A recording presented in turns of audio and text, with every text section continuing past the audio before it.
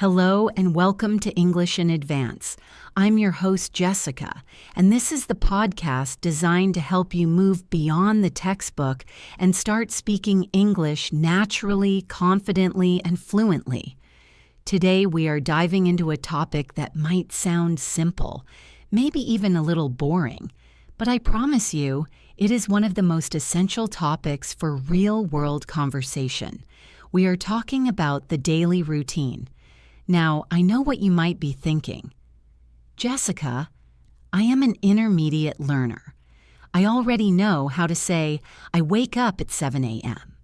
And you are absolutely right. You do. But this podcast is called English in Advance for a reason. We are not going to talk about what you do.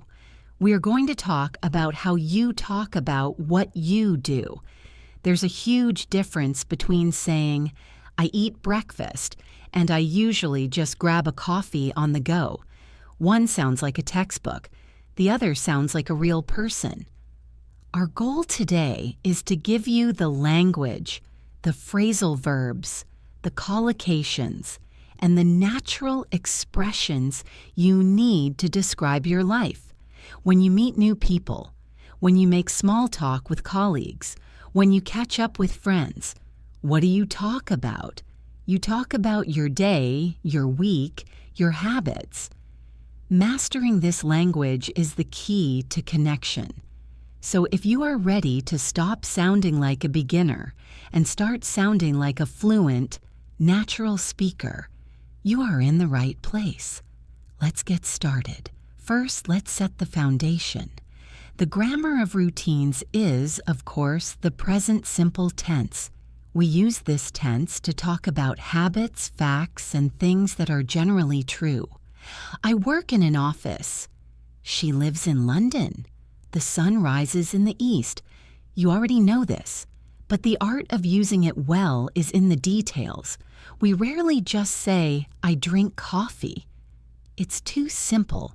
We add adverbs of frequency to make it more specific and natural. These are words like always, usually, normally, generally, often, frequently, sometimes, occasionally, seldom, rarely, hardly ever, and never. The placement of these adverbs is crucial for sounding natural. They almost always go before the main verb. For example, I usually check my email first thing in the morning. She rarely eats meat. We sometimes order food in. The exception is the verb to be. With to be, the adverb comes after it. I am always tired on Mondays. He is never late for class. This seems like a small rule, but it makes a big difference. It sounds quite strange to an English speaker to hear, I check usually my email. It's an instant sign that someone is translating from their native language. So, let's practice this right now. Think about your morning. Do you drink coffee? How often? Try to make a sentence. Maybe, I always have coffee with my breakfast. Or, I occasionally go for a walk before work. Feel the rhythm of that sentence. The adverb fits snugly right before the action. Now let's begin our day. The very first action, waking up. A beginner says, I wake up at 7. An intermediate speaker might say, I set my alarm for 7. But a natural speaker uses a wide range of vocabulary. First, there's a difference between wake up and get up. Wake up is when your eyes open and you become conscious. Get up is when you physically leave your bed. Many people wake up long before they get up. And what about the alarm? Most of us use one. Do you turn off the alarm? Yes, you can say that. It's perfectly correct. But it's very common to hear hit the alarm, or even more commonly, hit the snooze button. The snooze button is that magic button that gives you 5 or 10 more minutes of sleep. So you could say, my alarm went off at 6:30, but I hit the snooze button 3 times. I finally dragged myself out of bed at 7 a.m. Let's break that down. Your alarm goes off. That's the phrasal verb we use for an alarm making a noise. It sounds strange, doesn't it? Off usually means to stop, but here it means to start. My phone alarm went off in the middle of a meeting. It was so embarrassing. Then you hit the snooze button. You hit it, you don't press it. Hitting, it sounds more informal and common. And finally, you dragged myself out of bed. This is a fantastic expression. To drag something means to pull it with difficulty. If you drag yourself somewhere, it means you have no energy or no motivation. You are forcing yourself. This paints a very clear picture. You are tired. You don't want to get up. Maybe you are the opposite. Maybe you are an early bird. An early bird is someone who loves the morning and gets up early with lots of energy. You might say, "Oh, I'm an early bird. I jump out of bed at 5 a.m. every day, even on weekends." To jump out of bed is the opposite of dragging yourself out of bed. What's the first thing you do? Perhaps you make the bed. This is a strong collocation. We don't do the bed or fix the bed. We make the bed.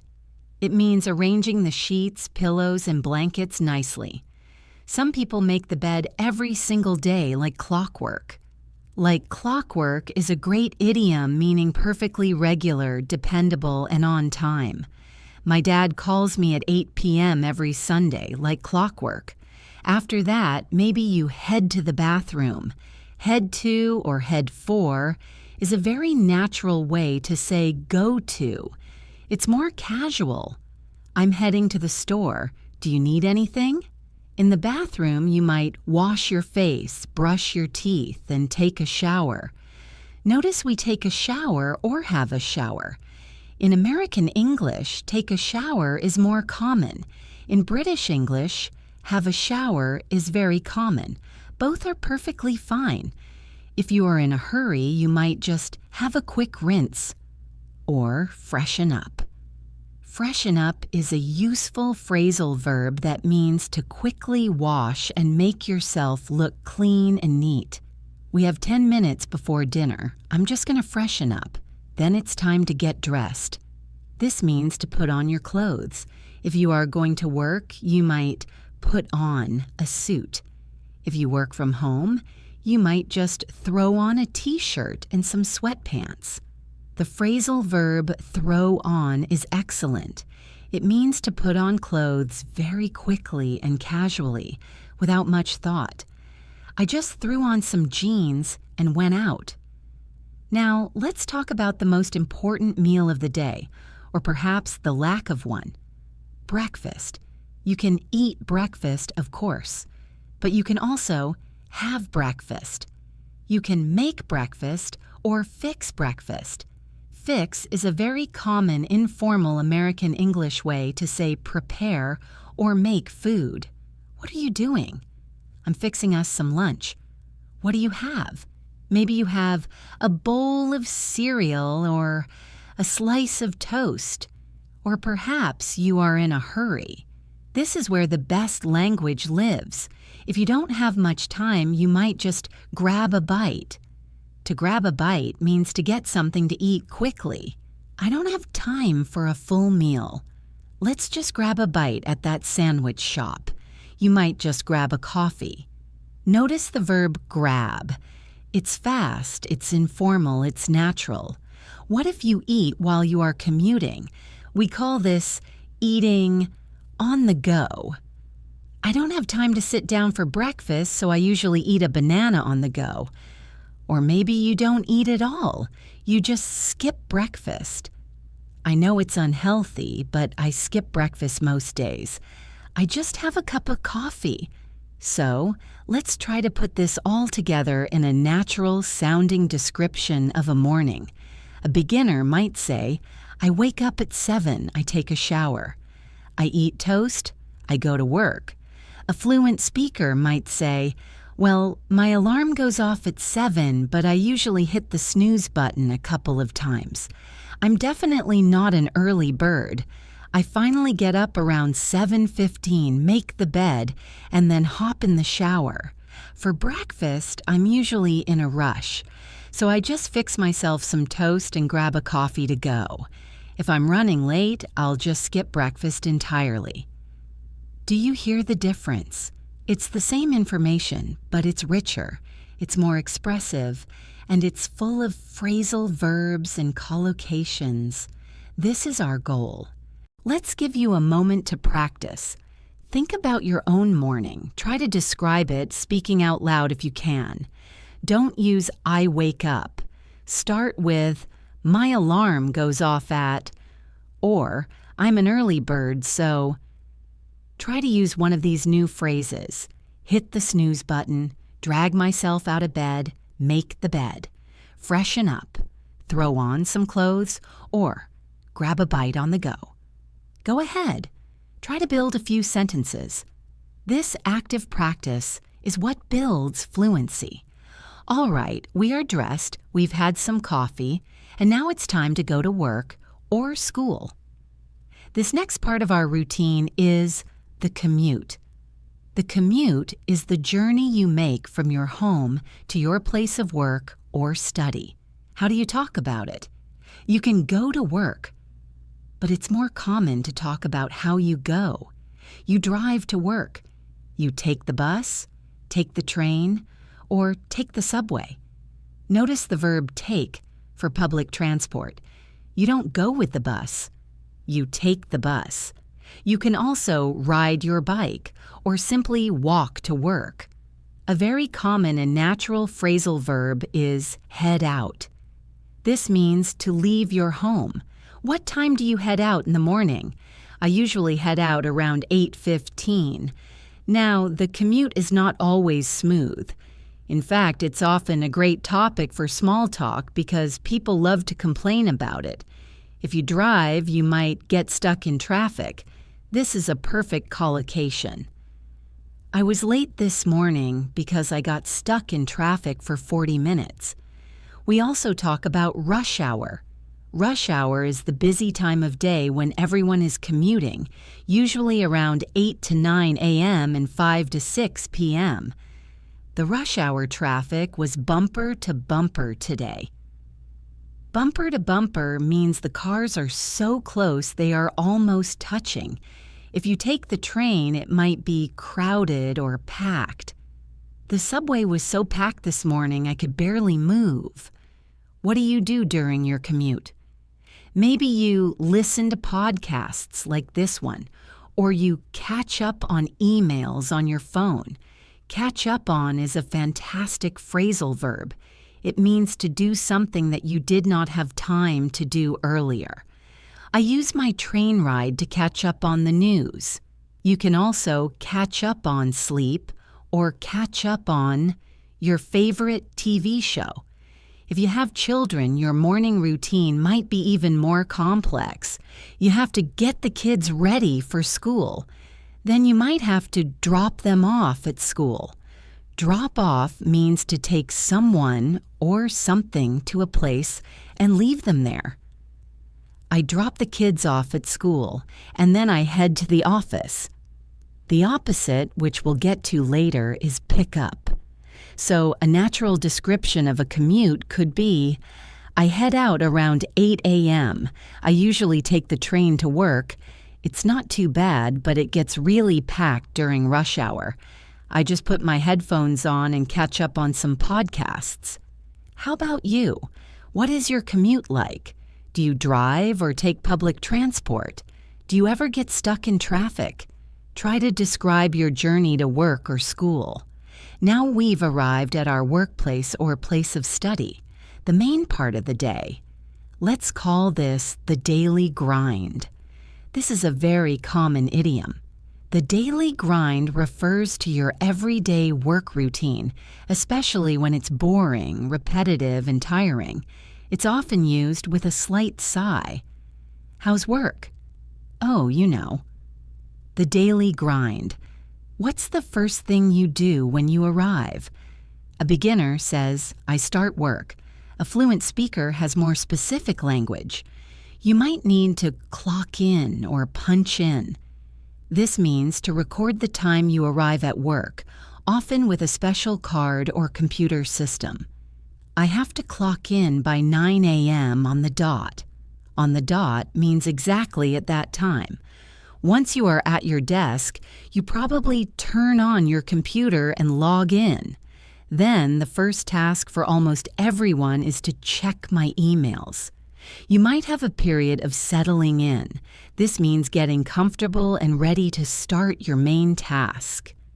It takes me about 20 minutes to settle in the morning. I make a coffee, check my emails, and make a to-do list. Then it's time to get down to work. This is a great phrasal verb meaning to start doing the work seriously. Okay, the coffee is ready. Time to get down to work. During the day, you might have a meeting or be in a meeting. You might work on a project or deal with clients. Deal with or handle are good verbs for tasks. A big part of my job is dealing with customer complaints. What about breaks? Around midday, you take a break or take a lunch break. What do? You might go out for lunch with colleagues. You might bring your own lunch from home.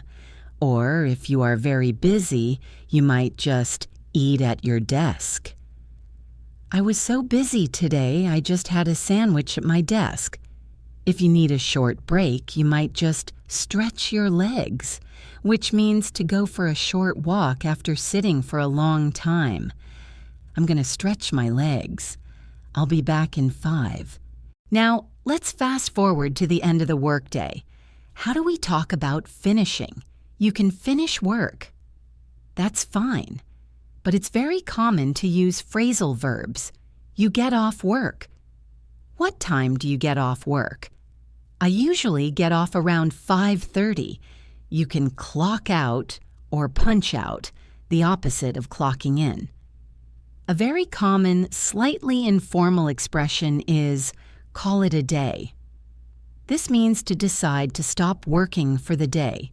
Right, it's 6 p.m. I'm exhausted. I think I'm going to call it a day. You can also use it as a question. Should we call it a day? Before you leave, you might need to wrap things up or tidy up your desk.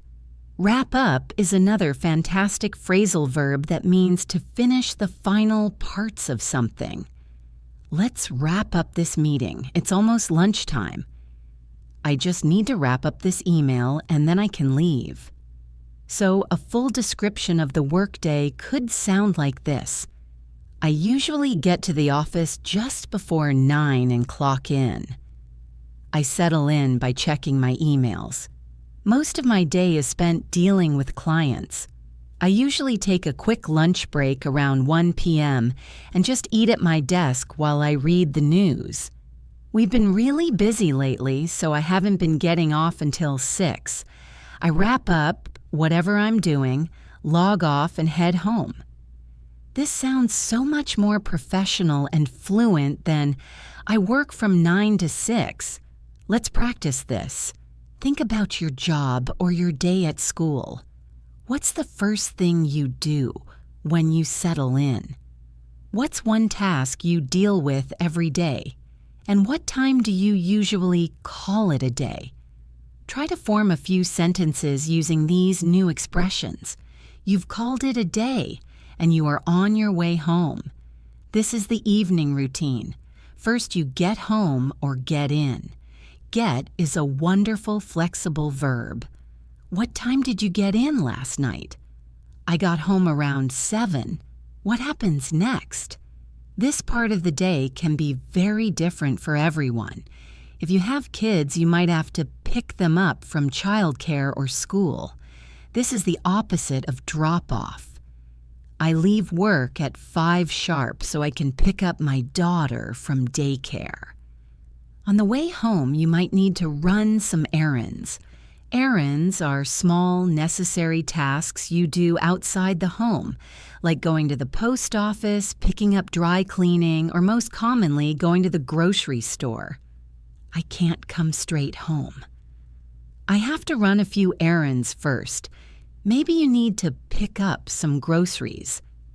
Pick up can mean to collect a person, but it can also mean to buy something quickly. Could you pick up some milk on your way home? Once you are finally home, it's often time for dinner. You can make dinner, cook dinner, or prepare dinner. As we learned earlier, you can also fix dinner. If you are tired after the daily grind, you might not want to cook. You might whip up something quick, which means to cook something very fast and simple. I'll just whip up an omelet. Or you might decide to order takeout or get a takeaway. This means calling a restaurant and having the food delivered to your home. I'm too tired to cook. Let's just order a pizza.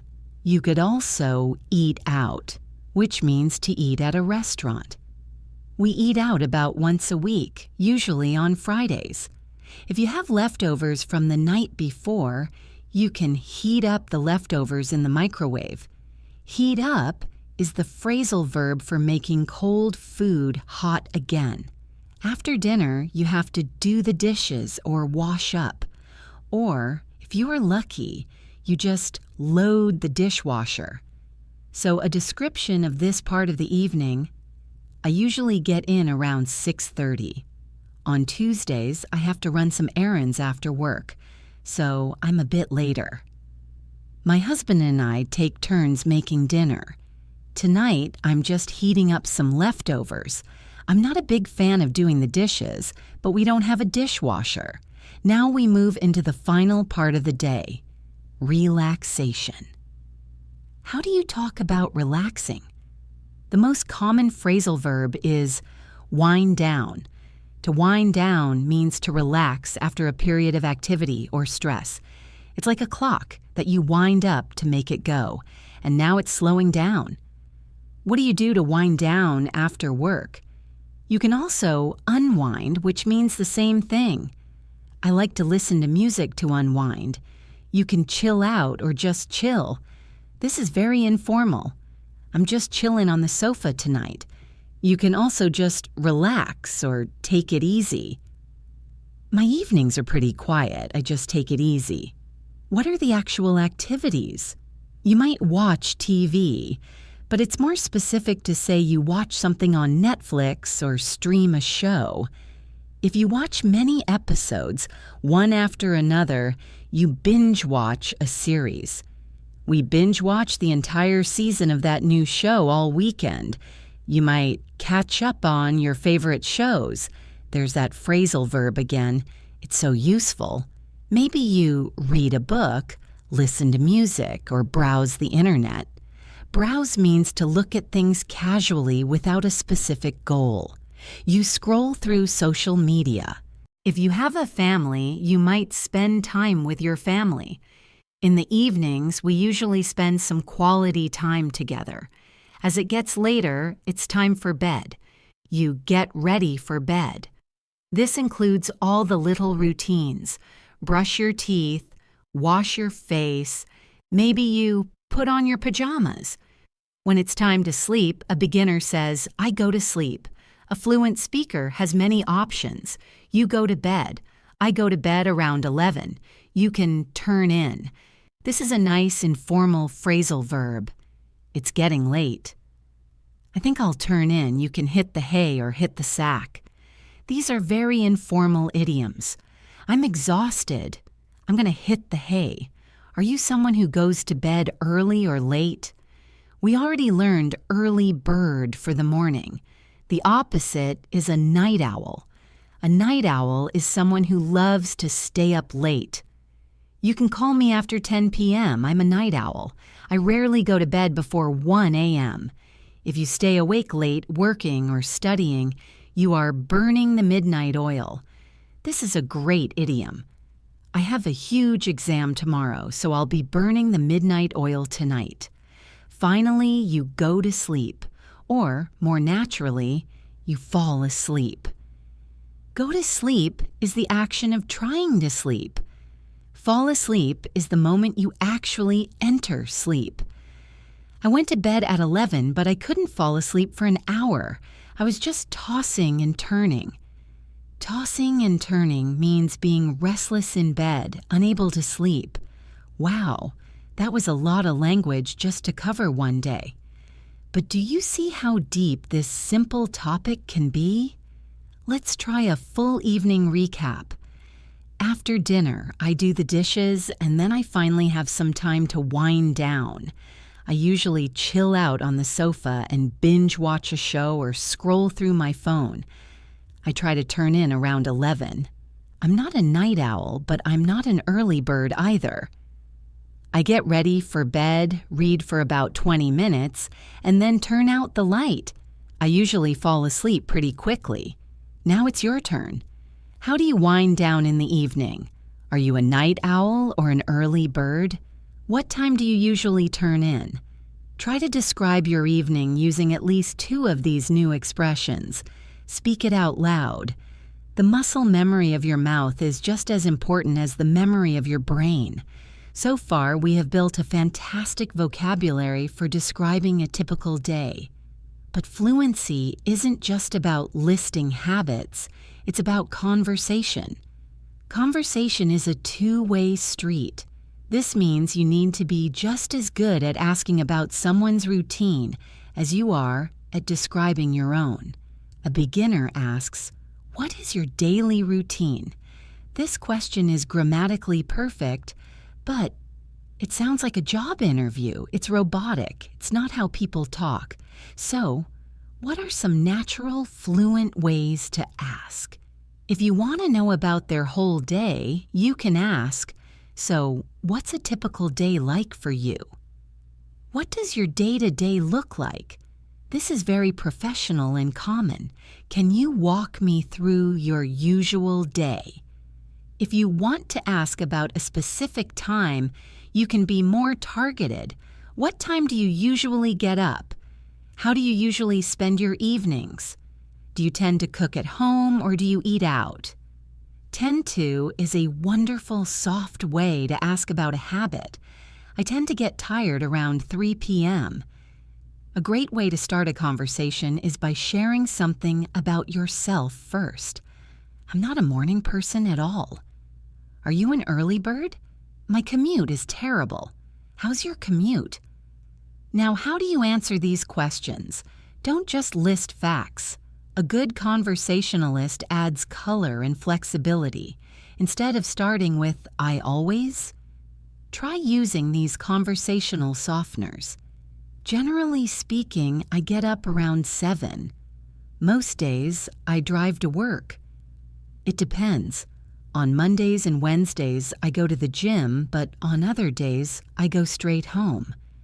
For the most part, I cook at home.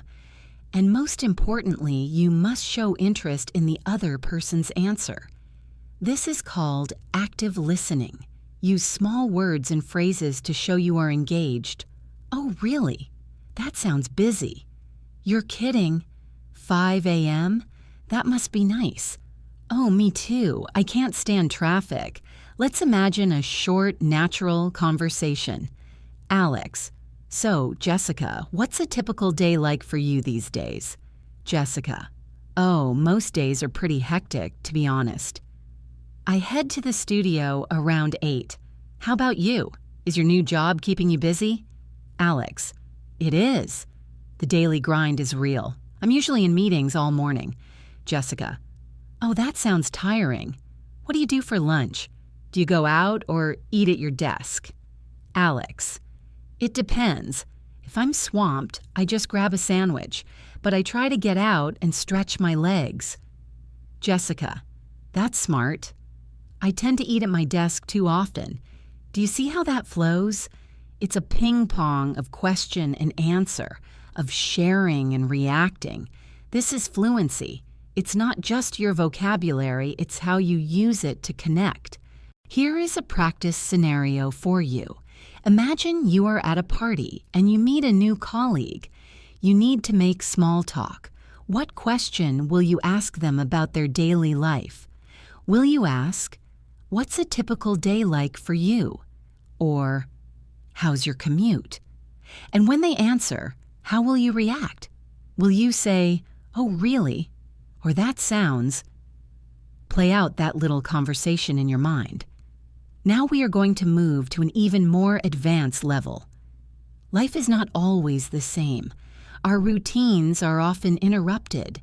They change. Being able to talk about these changes and interruptions is a true sign of fluency. How do we talk about a day that is not typical? You can start your description with a clear signal.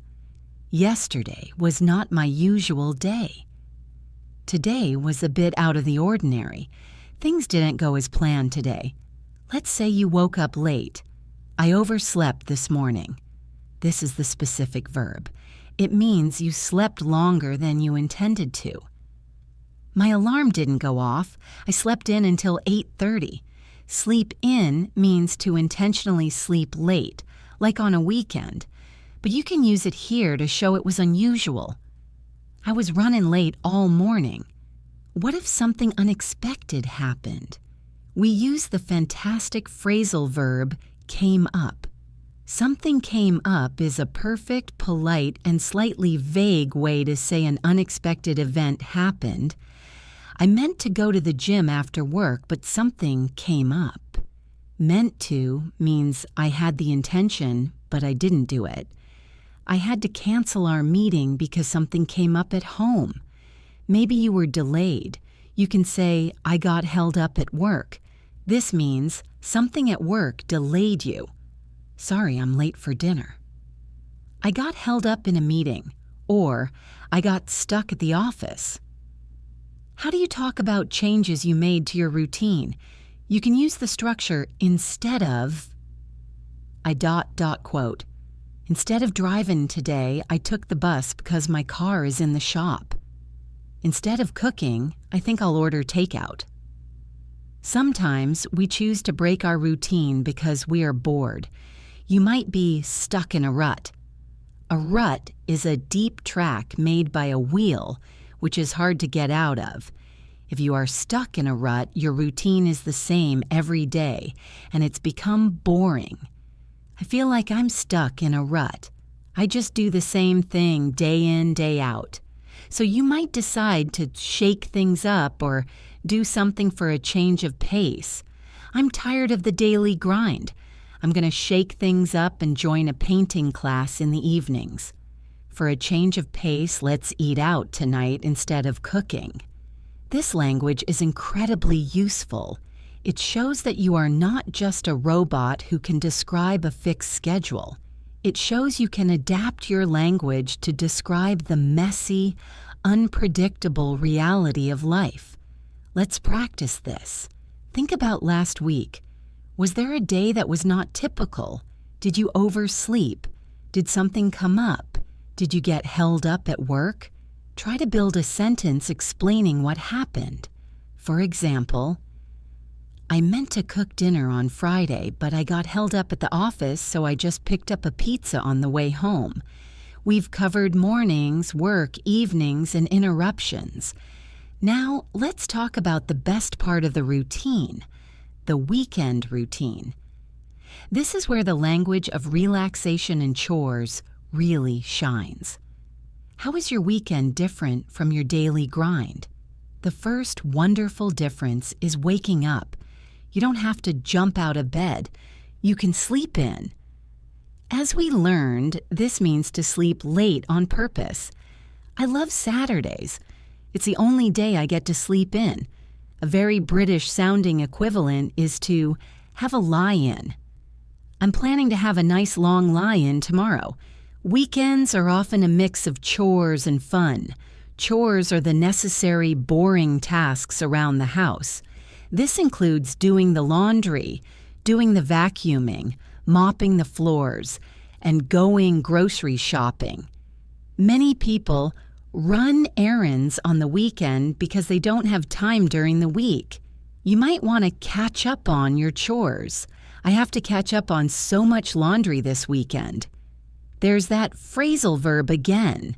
You can catch up on news, catch up on sleep, catch up on TV shows, and catch up on chores. It's a fluency superpower. But weekends are also for relaxing and socializing. You recharge your batteries. This is a great idiom. It means to rest and get your energy back. My weekend was so relaxing. I feel like my batteries are recharged for the week. How do you recharge? You might meet up with friends or get together with family. Meet up and get together are very natural phrasal verbs for social plans. Let's get together for coffee soon. You might go out for dinner or see a movie. You might just stay in and take it easy. I'm not going out tonight. I'm just going to stay in and binge watch that new series. If you are active, you might work out at the gym, go for a run, or get out of the city and go for a hike. Asking about the weekend is one of the most common forms of small talk on a Monday morning. Your colleague won't say, "What was your weekend routines?" and they will say, "How was your weekend? Did you have a good weekend? Get up to much on the weekend?" This is very common and informal. Get up to means do. And you can answer, "It was great, thanks. I just took it easy." It was pretty busy, actually. I had to run a lot of errands. It was really relaxing. I slept in and caught up on some reading. So let's practice that. How would you describe your ideal weekend? Not necessarily what you do, but what you would like to do. Would you sleep in? Would you meet up with friends? Or would you get out of the city? Try to build a few sentences that describe your perfect way to recharge your batteries. For example, my ideal weekend involves sleeping in until 10, grabbing a coffee at my favorite cafe, and then meeting up with some friends for dinner. As we've been going through all these routines, I've been giving you a lot of idioms and phrasal verbs. I want to spend a little more time on these because they are the true marker of fluency. Using them correctly makes you sound less like a student and more like a native speaker. Let's review some of the best ones and add a few new ones. We had early bird, someone who wakes up early; night owl, someone who stays up late; the daily grind, the boring, repetitive work routine; call it a day, to stop working; burn the midnight oil, to work or study late into the night; hit the hay, to go to bed, like clockwork, happening at a very regular, predictable time; stuck in a rut, bored with a routine that never changes; shake things up, to make a change to your routine; catch up on, to do something you didn't have time for earlier; wind down, to relax. Let's add a few more powerful ones related to time and routine.